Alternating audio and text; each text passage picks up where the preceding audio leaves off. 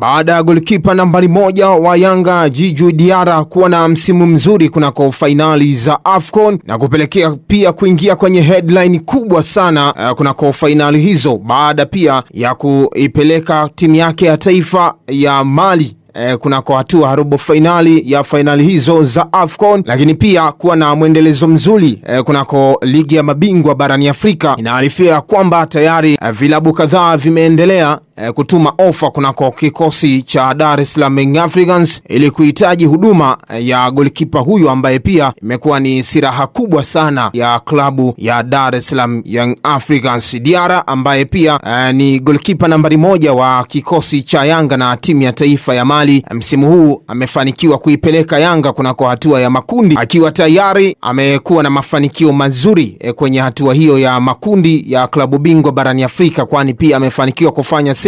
kubwa na za maana, lakini pia akifanikiwa pia kumaliza baadhi ya michezo akiwa na clean sheet nzuri na kufanya pia kuingia kwenye rekodi nzuri kunako michuano ya klabu bingwa barani Afrika. Kule AFCON, Diarra kunako michuano ya AFCON alifanya save ya penalty kwenye mchezo wa AFCON kwenye hatua 16 bora kati ya Mali dhidi ya Tunisia, ambapo katika mchezo ule ulimalizika kwa sare ya goli 1-1, dakika 120 zikafanya pia kwenda mikwaju ya penalty, ambapo Diarra aliweza kuisaidia Mali kushinda mikwaju ya penalty 3 dhidi ya penalty 2 za kikosi cha Tunisia. Sasa baada ya kuondolewa kwa Mali kunako fainali hizo za michuano ya AFCON, hofu inazidi kutanda pia kwa kikosi cha Yanga na mashabiki wake. Huenda Djigui Diarra akaondoka klabuni hapo baada ya ofa kuzidi kumiminika kunako kikosi hicho cha Yanga. Mpaka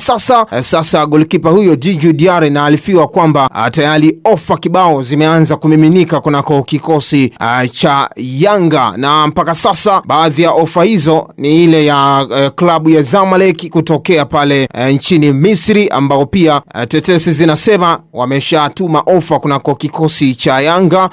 pamoja na CR Belouizdad kutokea pale nchini Morocco, ambao pia wamewasilisha ofa. Inaonekana pia uongozi wa Yanga bado unaweka ngumu kwa golikipa huyo kumwachia kunako dirisha dogo hili la usajili, licha kuwa kwamba pia ipo klabu moja kubwa kule nchini Ufaransa, Olympique Lyon, ambao pia inaiwinda saini ya golikipa huyo matata. Tetesi pia za usajili zinaarifu ya kwamba kwa sasa pia Yanga imeanza mazungumzo ya karibu na goalkeeper wa AS Maniema na timu ya taifa ya Kongo, Liongo Efonge, ambaye ni goalkeeper ambaye alishiriki na kikosi cha timu ya taifa ya Kongo kupitia michuano ya CHAN na akifanikisha pia kuipeleka robo finali timu hiyo ya taifa ya Kongo dhidi ya kikosi cha Angola baada ya kufanya pia saves za maana, na ana umri wa miaka 26 akikipiga kunako klabu ya AS Maniema. Ni miongoni mwa magolikipa ambao wamekuwa na wakati mzuri na klabu ya AS Maniema kunako michuano ya CAF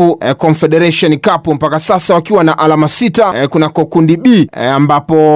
wamecheza michezo miwili dhidi ya Azam na dhidi ya Nairobi United na wakiwa wameshinda michezo yote miwili. Liongo Efonge anaonekana pia ni moja ya walinda milango ambao ni hodari sana anapokuwa langoni. Liongo Efonge ni miongoni mwa magolikipa ambao wamekuwa na footwork nzuri na anatumia miguu yote miwili akiwa na klabu ya AS Maniema, lakini pia na kikosi cha timu ya taifa ya Kongo, hasa finali za CHAN. Ameonekana kuwa na footwork nzuri. Azwino pia soka la kisasa ama modern football sasa inamhitaji goalkeeper ambaye ana uwezo mkubwa sana kwenye footwork, kwani kwa sasa vilabu vingi vimeopti kuwa vinatumia magolikipa kama sehemu ya uanzishaji wa mashambulizi, lakini pia hasa kuweza kujilinda na kuweza kutumia magolikipa kama silaha pia ya kuanzisha mipira. Footwork kwa Liongo Efonge imekuwa bora sana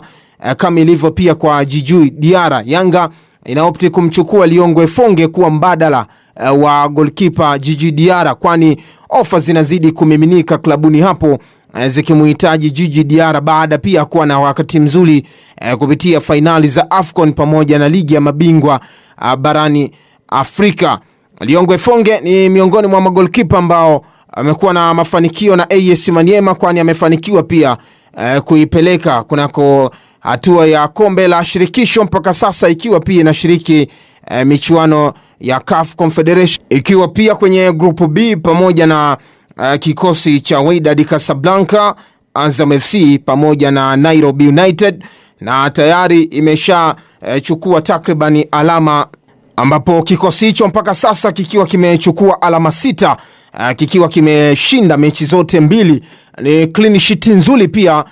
kwa mchezaji huyo ambaye Yanga ambao wameendelea pia kujiimarisha kupitia maeneo mbalimbali kupitia dirisha dogo hili la usajili. Wanahusishwa pia na miongoni mwa wachezaji wakubwa ikiwemo Alan Okello, Laundiro Maria maarufu kama Depo, ambaye pia